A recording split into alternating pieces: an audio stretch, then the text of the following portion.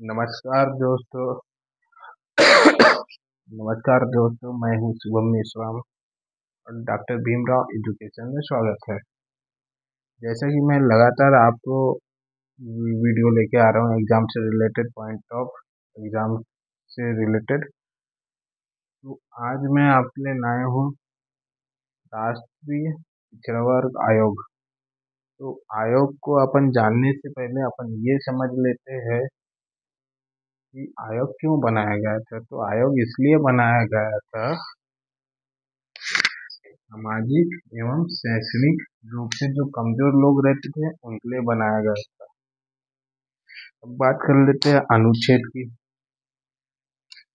तो अनुच्छेद 340 के तहत राष्ट्रपति द्वारा पिछड़ा वर्ग आयोग की स्थापना की गई थी और इस आयोग का 3 बार गठन किया गया था। फर्स्ट काका कालेकर समिति कब आई थी?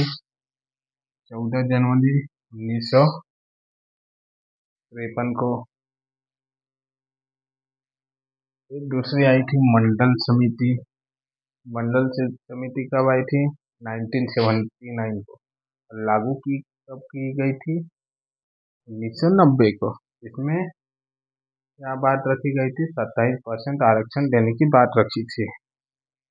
फिर तीसरा आता है इंदिरा साहनी केस। ये कब आया था?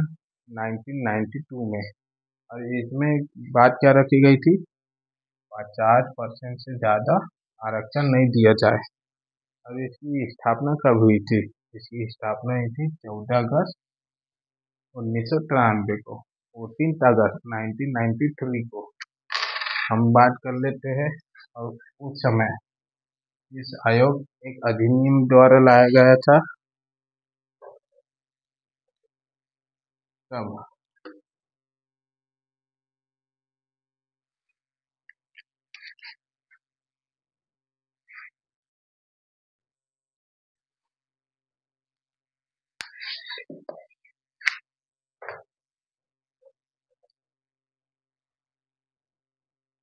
तब यह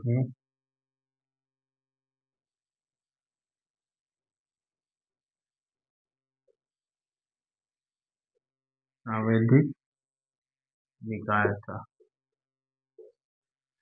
सांवैधिक बोले तो स्टैट्यूटरी बॉडी, है ना।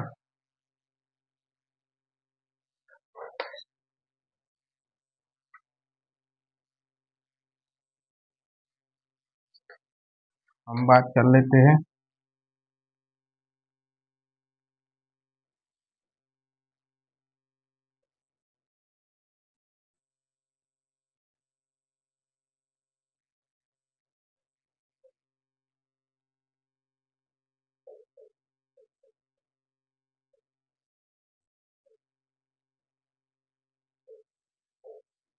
संवैधानिक दर्जा कब मिला था। तो आपको सबको पता ही है, 11 अगस्त 2018 को। हम बात कर लेते हैं अब इसकी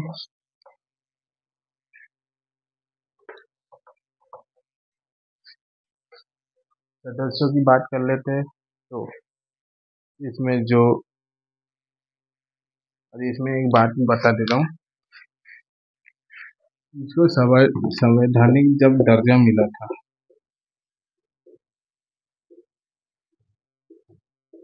ये 102 संविधान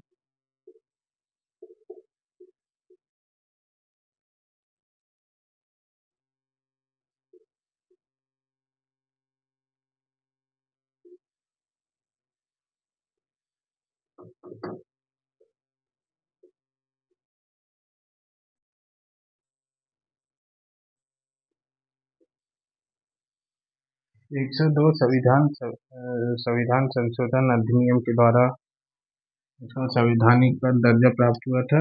उसके बाद 340 से ये कहाँ पहुंच गया था? 338 के बी में। हम बात कर लेते हैं जब उस समय जब 14 अगस्त 1993 को जब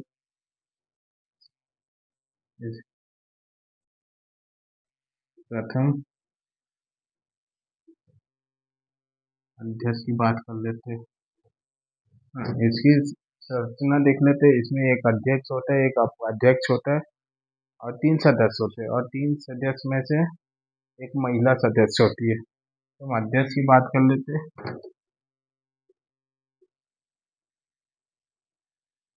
प्रथम अध्यक्ष कौन थे? आर.एन. प्रसाद। वर्तमान में कौन है?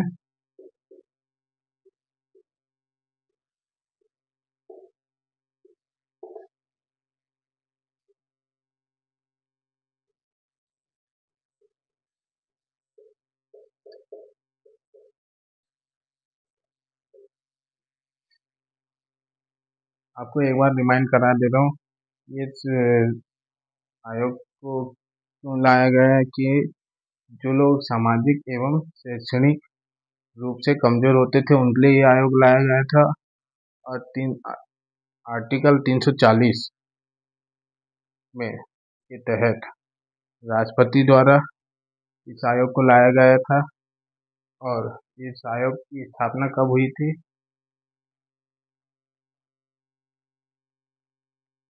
14 अगस्त 1993 को। और इस आयोग ये जब संवैधानिक दर्जा मिला तब कब मिला था संवैधानिक दर्जा? 11 अगस्त 2018 में, है ना। और किस में रखा गया था? कौन से अधिनियम के तहत आया था? 102 संवैधानिक संशोधन अधिनियम के द्वारा। हम इसके मुख्यालय की बात कर लेते हैं।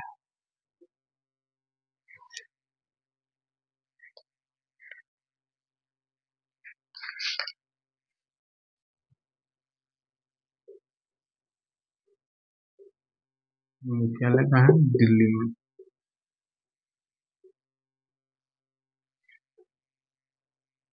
और ये संचालित कहाँ होता है?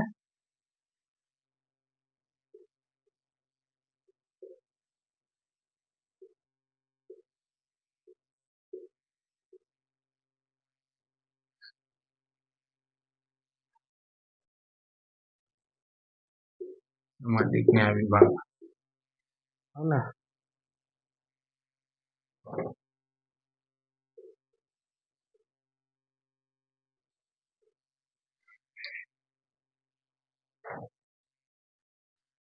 और इनके जो अध्यक्ष और उपाध्यक्ष और जो सदस्य रहते हैं उनका कार्यकाल कितने वर्ष का होता है? 3 वर्ष का। इनकी नियुक्ति कौन करता है? राष्ट्रपति। और ये अपना जो प्रतिवेदन है, रिपोर्ट भी है, ये किसको सौंपते हैं? राष्ट्रपति को। तो हम चलते इसके कुछ अनुच्छेद बता देता हूँ जो एग्जाम पॉइंट से रिलेटेड इम्पोर्टेंट है। तो चलिए देखते हैं अपन।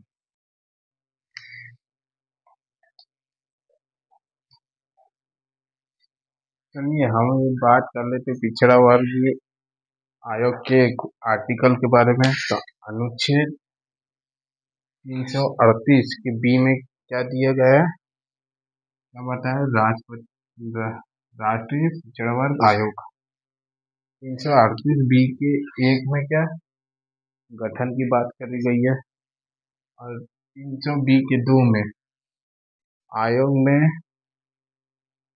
एक उपाध्यक्ष होगा, एक अध्यक्ष होगा, 3 सदस्य होंगे, इनकी बात की गई है। 338 के बी के 3 में राष्ट्रपति द्वारा अध्यक्ष, उपाध्यक्ष और सदस्यों की नियुक्ति के बारे में कहा गया है। और 338 के बी के 4 में स्वयं के लिए बीमित करने की शक्ति, यानी वो अपने आप को इस्टेब्लिश कर सकता है। आयोग किसी प्रकार का उसके ऊपर प्रेशर नहीं रहता है। और 338 के बी के 5 की बात करें तो रिपोर्ट, तो इन लोग रिपोर्ट किसको सौंपते हैं? राष्ट्रपति को, है ना। 338 के 6 में क्या दिया है? राष्ट्रपति द्वारा प्रदेश सदनों में आयोग की रिपोर्ट भेजेंगे, दोनों सदनों में, चाहे वो राज्यसभा हो या लोकसभा। और साथ में क्या दे रहा है? राष्ट्रपति प्रत्येक राज्यों के राज्यपाल को रिपोर्ट देंगे, भेजेंगे उनके पास।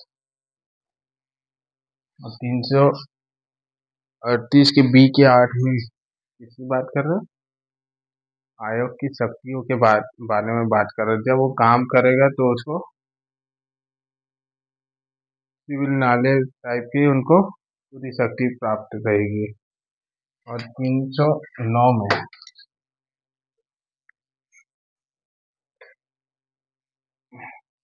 338 के बी के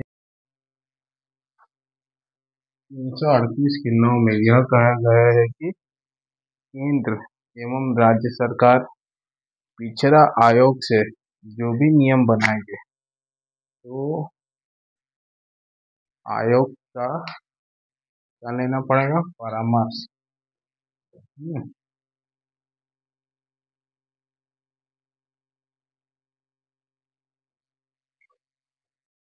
सॉरी यार, पेन नहीं चला रही।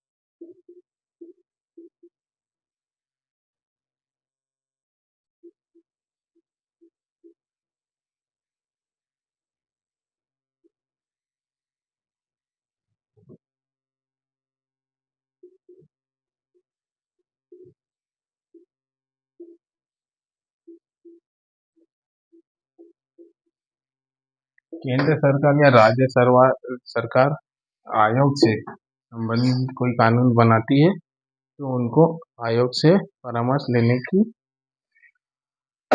परामर्श लेना होगा या उनसे पूछना पड़ेगा आयोग से। चलिए दोस्तों, आज के लिए इतना ही। और चैनल को सब्सक्राइब कीजिए, लाइक कीजिए और कमेंट जरूर कीजिए। तो आज के लिए इतना ही। जय हिंद, जय भारत, वंदे मातरम।